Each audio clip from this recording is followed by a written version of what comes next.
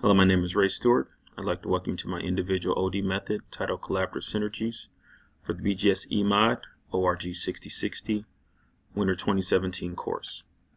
We'll be learning about cables and chains, where we realize the cumulative strength of the group moving past the weakest link. Start with the overview. All groups deal with problems, whether it be in a civic, community, or business setting. Once those group forms, naturally there is going to be conflict. Things are going to rise that can pull the group apart and stop us working towards that common goal. As an example, here are some very common situations that appear in group work regarding resolution or lack of continuity. In the top corner you can see there's definitely conflict that led to the group leader leaving. In the second one, members amongst the team begin feuding. To the bottom right, ultimately there's a standoff. A line has to be crossed. Do you accept my strategy? And then finally, sometimes things just get personal, downright nasty. As you see, sometimes it helps to be thick-skinned when working with group work. As we consider my OD method, the collaborative synergies, let's take a look at the root words, starting with collaboration, which is the action of working with someone to produce something greater. Again, with that collaboration, we want to then build in the synergy. So next part, we take a look at synergy. It's the interaction or cooperation of two or more organizations, substances, or other agents to produce a combined effect greater than the sum of their separate parts. Conversely, as we talk about synergy, we need to make sure we work in the collaboration. When we talk about the collaborative synergies method, we need to understand, how does this thing work? We're going to start with a little science lesson. So a cable is stronger than a chain. The cross-sectional area of the cable is greater than that of the chain. Therefore, more pressure is exerted on the chain than on the cable if each were holding the same weight. So when we think about failure modes of a cable versus a chain, chains fail at the weakest link. Cables tend to fray, but one thing we know, just because a cable frayed, it didn't fail. Now think about that in the context of teams. Many teams, especially those of the civic and community type, deal with a lot of internal organization strife that can often break them apart or pull each other away, and they ultimately fail. It's not uncommon in business either. So this theory again is based in how do we become more like a cable than a chain that's prone to fail at the weakest link. So let's start with the system. The system in the collaborative synergies method is based on a passion for change. It was developed specifically with community and civic organizations in mind, but also I believe that flat organizations may benefit from this model as well. Again, when people have a passion for change, we can make the world a better place. The collaborative synergies method is intended to be used in situations where there is agreement and passion around making a change. The method was conceived with community and civic organizations in mind. Businesses often have a hierarchy or similar methods to drive compliance and alignment that may not exist in the public sector. Considering some of these structures may not be in place in those other systems, that's where you can see there's a need to have something to keep the team together and progress moving forward. When considering the method, it was designed with the intent of accommodating up to 2 to 50 people, similar to that of a small organization. So what is the purpose of the collaborative synergies method?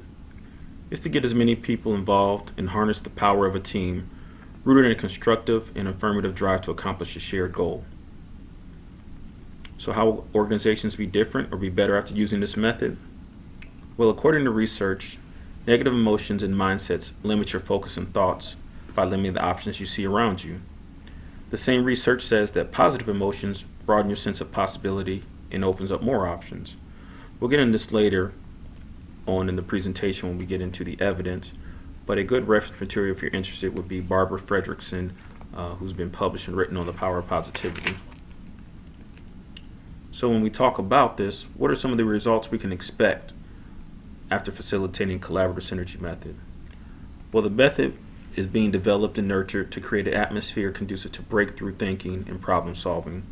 So you can expect participants to emerge with the determined mindset and approach at addressing joint issues to get things done. Ideally, when deploying this method, you'd plan for at least a 2-day intervention. The method and journey mirrors that of my days in the church, leading weekend retreats and breakout workshops. So on day 1, you start by gathering your team. From there, the facilitator or team leader comes together to frame the possibility of an opportunity through the use of vision casting. Again, at this point, there's a mindful intention of the positivity and opportunities if we work together towards a common goal. Next step, the group then breaks out for a discussion. At that point, we want to hit why this must be done versus any lingering concerns of why we shouldn't.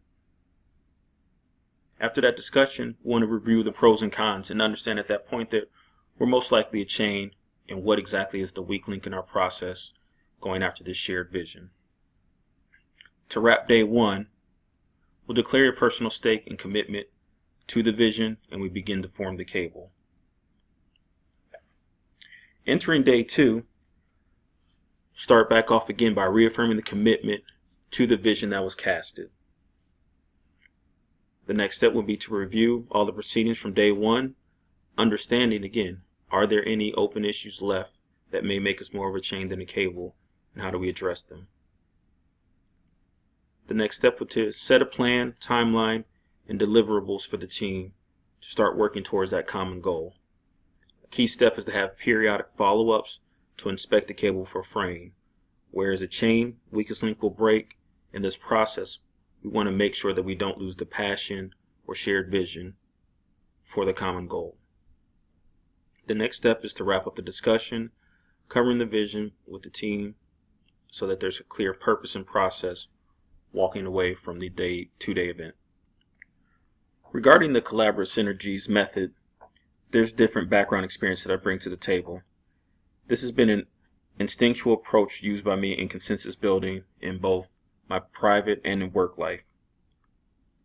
Getting into the specific theories and science behind it, there are multiple articles published, specifically the work of Barbara Fredrickson, Michael Shire, and Charles Carver were used in reinforcing the premise behind the power of the positive and affirmative thoughts in group thinking. There are also study of the appreciative inquiry theory was incorporated in building the basis for collaborative synergy methods. Examples of me using the method includes work offsites, as I referenced to earlier, work, but specifically in the business world. Through the last 2 years in our offsite, in having breakouts like this, we've been able to, in a difficult business climate, achieve all of our goals. In any group setting, we want to avoid the weakest link mentality, which is very fatalistic. Again, when we make ourselves more like a cable than a chain, we have the opportunity to recover from setbacks and continue to hold up the burden that is associated with leading change. As we continue to learn about my personal OD method, it's appropriate to discuss the values. The first one I want to touch on is the concept of a team. And here we're going to use team as an acronym for together, everyone achieves more. Another one of the core values of the collaborative synergies method is that group efforts are greater than the sum of the individual efforts alone. We must train our minds to see good in every situation. And you're not giving up what you want when we talk about collaborative synergies. You're joining together to create more of what we want together than if we were opposed to each other. The collaborative synergies is a method intended to bring together a diverse group of people with diverse thoughts and experiences around a common ground issue. We want to let the vision pull the team together and from there form cables to support those change efforts. At this stage of development of my personal method, the visuals and branding are still being developed. But at the end, I'll offer some sampling of what I think embodies the feel and the spirit of the collaborative synergies method. As we wrap up, it's important to remember that in the group and in the team, the ideas when we come together ultimately are going to be the best. And when we have the team working together in a healthy, functioning, supporting environment, so many more opportunities and outcomes are available. Collaborative synergies method, again, is something that I've personally lived and had a lot of success in my personal and private life, and I believe it's a tool that will be very helpful to organizations moving forward. Thank you for your time.